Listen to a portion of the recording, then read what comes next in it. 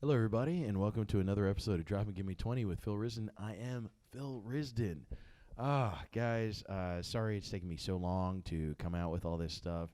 I've had a bit of a week. It's been crazy, man. You know, just working a lot, doing a lot of different shows out here. Shout out to Tiny Cupboard for the Saturday show, House Party. Shout out to Arrogant Swine for the Wednesday show, Pork Belly, and shout out to Bushwick Public House for the Sunday show. Hot damn. A lot of things are happening, and most of the things happening made me realize I need to write new jokes. Jesus fucking Christ. I'm doing so much comedy now. Before the pandemic, it was nothing. You know what I mean? Before the pandemic, it wasn't shit, and it's just like, all right, well, the whole world's been frozen in time, so I could use my jokes from before the pandemic, bring them into these pandemic shows, and I'm going to kill, and it's all right. But now the world is finally coming back to what it was. And it's like, shit, all right, I got to find some new fucking material, man. You know? All I do is jokes about hipster Brooklyn, and Brooklyn ain't so hipster anymore. It's a fucking wasteland, you know? I don't know what I'm doing out here. It's been nice, though, doing all these shows. It feels like the world is finally coming back to normal, even though most people still want to stay outside and have a mask, which I do not blame them for. But I don't give a fuck. I got vaxxed. I got both shots, so I'm out here, motherfuckers. Okay, I am out here, and I am shameless about it. I don't give a fuck. You can come to my next show and spit directly in my mouth. I'm down for it. Let's do it, baby. Yeah, you know, so life's been pretty good. You know, I got all those things going. I got my cross-country tour that I'm doing in a couple weeks, which I'm super, super excited for. It's going to be a great time.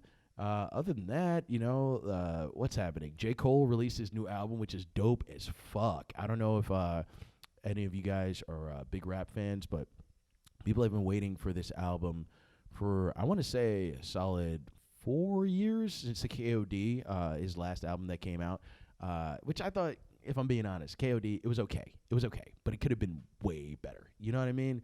It could have been way better. And, you know, I feel like this time with the offseason, he really came out swinging. Like, once he released the whole Dreamville, Revenge of the Dreamers 3 shit that got nominated for a Grammy last year, I think he's really coming to his own truly as an artist, and he just doesn't give a shit anymore, and he raps his ass off, but found the right beats to facilitate that, which is great, you know? That's the creme de la creme of rap, you know? You have the lyrics and you have the fucking banging beats. That shit is fucking fire, man. He's taking over. I'm actually kind of like surprised by it because, like, you know, it's so weird that rap is getting old now. Like, I'm getting old. I'm not that old, but I'm about to turn 30 in October. I've been wondering about that for a while, where it's like rap is getting older now. Like, I remember being in high school when Drake first came out and released Best I Ever Had, you know, and I was like, you know, this guy, I like him, but who knows what the fuck's gonna happen. Now this motherfucker's the biggest fucking rap star to ever fucking exist, which is just insane and also makes me feel super fucking old. Even though I'm still in my 20s. How is this happening? You know, so it's just been wild. I love the album. I would say, as far as top tracks, number one, 95 South on J. Cole's off-season. 95 South, I love it. Other than that, Pride is the Devil, obviously. And Let Go My Hand, which I think is by far the sleeper hit of the entire album. Let Go My Hand, if you haven't listened to it yet, is kind of about him growing up and also him teaching his son how to be a man. And it's just about like how he was growing up. He was often scared and frightened by the different things that he grew up around, and he's teaching his son how to basically not be a bitch. And I can understand that because right now I feel like if I was to have a kid, I'd be going through the same thing. I'll be real with you. I know I look tough as fuck. I look like the goddamn Sandman wearing this fucking T-shirt, but I was a pussy in high school. Middle school, elementary school, all of it. I used to get teased all the fucking time, and now I'm a grown man, and I would never take any of that stuff, and a lot of that stuff came through my upbringing and everything. But if I have a kid, that's something that I'm going to deeply think about. So I think that really hit me hard, and it kind of resonated with me because, you know, I don't mean to be like a basic bitch here, but a part of me, I do think about having kids. I'm still young and all that stuff, but now things are going better. You know, things are a little bit more stable for me financially, and I have thought about that. I'm still looking for a lady. But the whole thought of children kind of, it does interest me. Can you imagine that? Like being able to have another person and kind of fix the flaws that you have. Something about that I feel like is just so incredible. You know, like I love my mother. I love my mother. She's the sweetest person ever. And like honestly, I've talked about my mom in the Learning Things podcast. Sick plug. See, I'm learning from Tom. But I've learned a lot from her, and I've talked about it in the Learning Things podcast and stuff. But things were definitely a little rough for me growing up, being the youngest, and my brother and sister were both 15, 16 years older than me. So when I'm the baby, it's basically I'm an only child. And my mother was a single mother. And by then, I think she was a little bit tired of being mom. I don't just think it. I know it because she kind of told me that, which is why I love her. And I love how real she is. She's such a great, true person. But yeah, I do think about that. Like if I was to have a kid, like I think it would just be so nice to kind of see the flaws in yourself that you've already seen. I've done so much growing in the last like 10 years, and just, being able to pass that on to somebody else, I think is such a beautiful thing. And that's why I never really understand why people don't like kids. It's like, number one, you were one. So it's like, how could you not like something that you were once? But also, too, it's like, so you don't want to own up to anything. You don't want to better anything. Because at the end of the day, it's like, we can vote, we can recycle, whatever. But the real change comes from our children and educating them on who they should be in the future, because they are the future. And I think that's the real responsibility that all humans have in a way. So long story short, fuck without condoms. Have these kids, but teach them right. How about that? Yeah, man. Yeah, you got to teach them right, because nowadays shit's crazy. We got this pandemic also on top of that. I've been hearing that, fentanyl is in cocaine right now, or fentanyl, whatever the fuck you call it. Is in cocaine. 2 people, I live in Bushwick, 2 people in Ridgewood, which is the neighboring neighborhood, just OD'd yesterday from cocaine being laced with fentanyl. And it's a scary thing. It's a scary thing. I'm all for partying. Like, I've done coke before, and, I probably will do it again if it's okay and if it's safe and, this, that, and the third. But you want to educate, like, when you have kids, they're going to be doing the same thing. I was raised right, and I'm sure they'll be raised right too.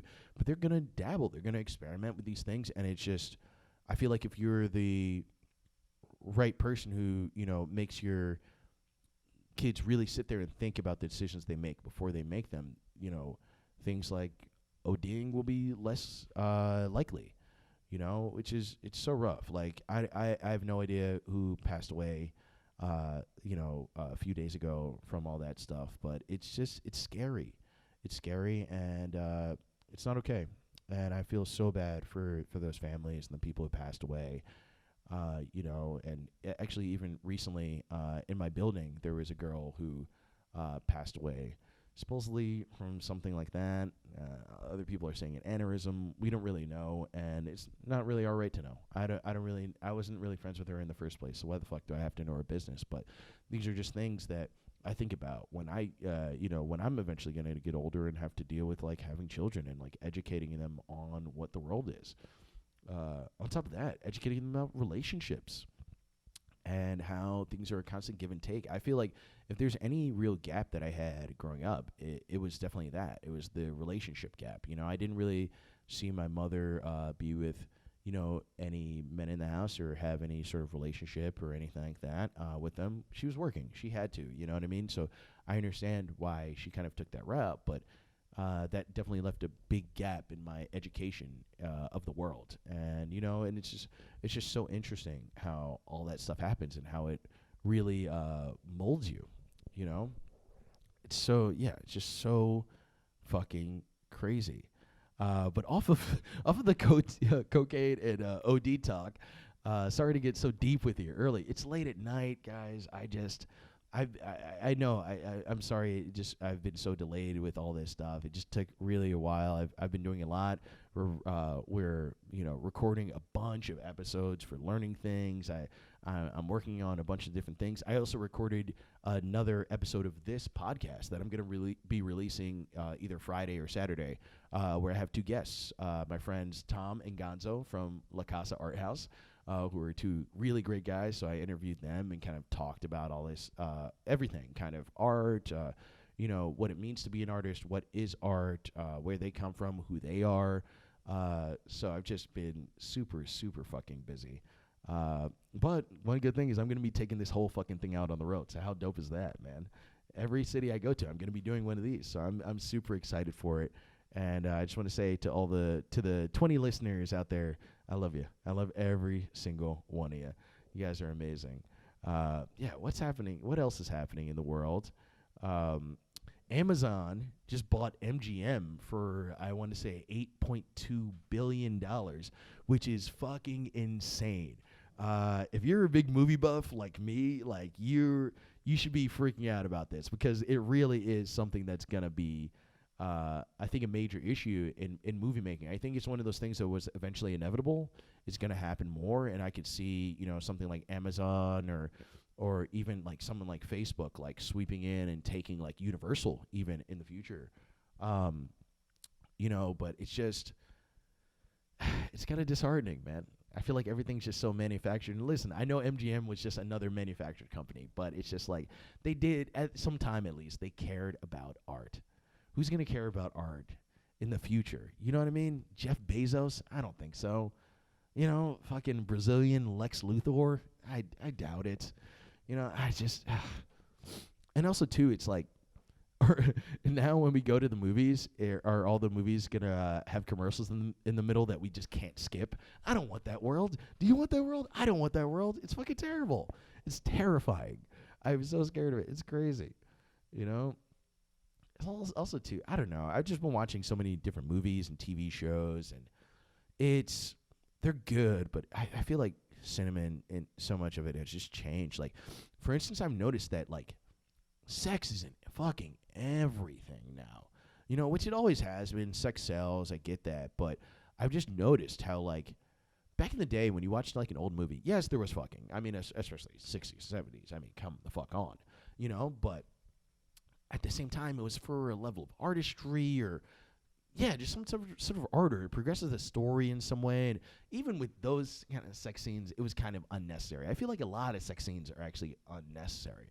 Not saying I don't enjoy it. I love tits, but I'm also getting older now, and I'm just like, this is great. But I signed up to see Harvey Keitel, be a grizzled detective. I don't need to see all this extra shit, And, it kind of does take away from a story. I mean, how many times has a sex scene actually helped progress the story? It's pretty fucking rare. Knowing they've had sex progresses the story. Seeing them make out maybe might progress the story, but the sex scene rarely ever does.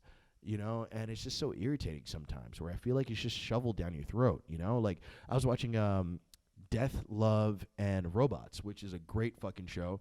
It's one of my favorites. If you have ADD, watch it. It's on Netflix, and if you have ADD, it's perfect, because every episode is like 10 minutes, 15 minutes, maybe 17 minutes max, which is really, really awesome. So you can binge watch it, but you only like lose like an hour of your fucking day. It's pretty solid. But one of the episodes that they had in the fucking thing was this guy, and it's everything is like futuristic, a lot of technology type stuff, very sci-fi. So it's this guy, he has a crew, they hyper jump somewhere. If you're a sci-fi person, you know what hyper jumping is. But they hyper jump somewhere, and he ends up meeting his like old girlfriend or something. Somebody he had like some sort of fling with years ago, and all this shit. And it's cool, that part progresses the story. But then they have sex, and it's like, dude, it's a fucking 20. It's like a 5-minute sex scene. And it's like, I understand it, but Jesus fucking Christ, Stop making all the noise. That's the thing. It's like it's a, sorry guys. I had to come back. I had to let my cat out, because I care about other things than me.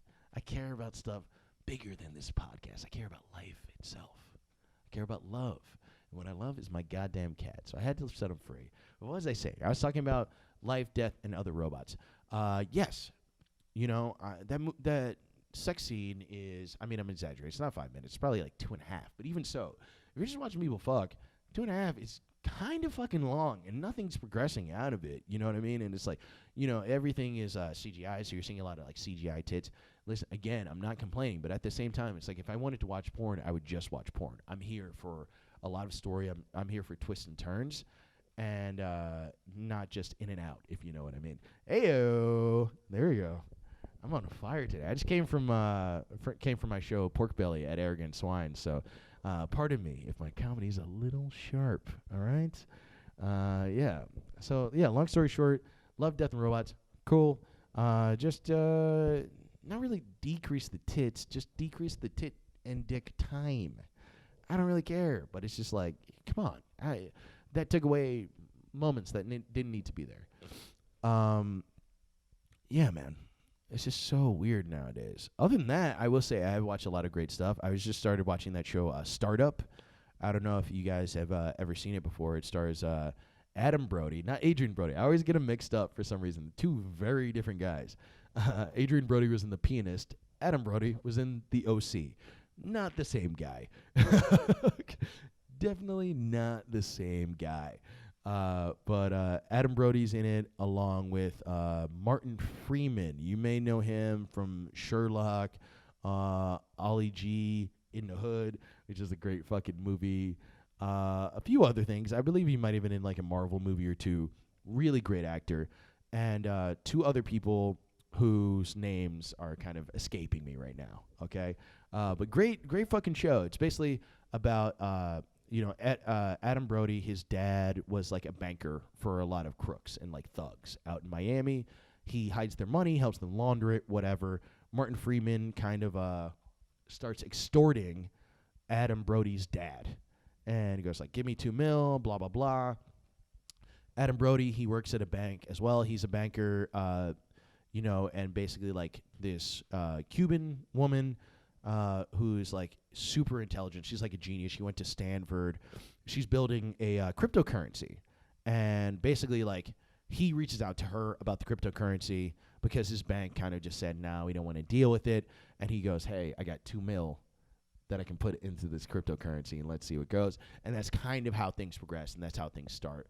Very, very exciting. I think it's really, really cool. Believe it or not, it started on Crackle. Does anybody have Crackle now? I don't think so. It's like one of those early app networks that never really worked out or whatever. But they eventually put the third season on Netflix. Now you can get all three on Netflix, which is really cool because it's a really, really great show. And one thing I love about it too is so they have the Cuban woman, they have Adam Brody, and the other person is this Haitian gang lord dude named Ronald Dacey. It was really cool. And that was one thing that I got to say I actually really, truly loved about it was, for once, you actually got to see Caribbean gangsters. Being a Jamaican person, my heritage and what I love about my heritage is very, very strong. But a lot of times you don't really get any sort of depiction out of it. The most any Caribbean people got was like Bad Boys 2, We do a lot of crazy shit, but also we have like a beautiful culture as well, and it really shows that at least for Haitians, in that show, which I really loved. Which is he's an extremely well-rounded character. He's a gang lord that wants something bigger. He doesn't want to stay in the neighborhood that he's been placed in, and I think that's a really, really beautiful thing. And the acting is just amazing. The acting is amazing, and I've just been hooked on that show constantly. Other than that, guys, I'm just gonna wrap up here. Make sure you watch Startup. Make sure you petition Netflix to have less tits in their movies. I know you guys are just gonna start petitioning me to shut the fuck up, but I feel like it's annoying. It is kind of annoying in a weird way. As a straight dude, I feel weird saying that, but it's kind of fucking annoying. But yeah, watch Startup. Watch Love, Death, and Robots. Stay away from coke with fentanyl in it. And stay up, stay positive. I love you all. Make sure to like, share, and subscribe. Thank you so much. This has been Drop It Give Me 20 with Phil Risden. Have a good night.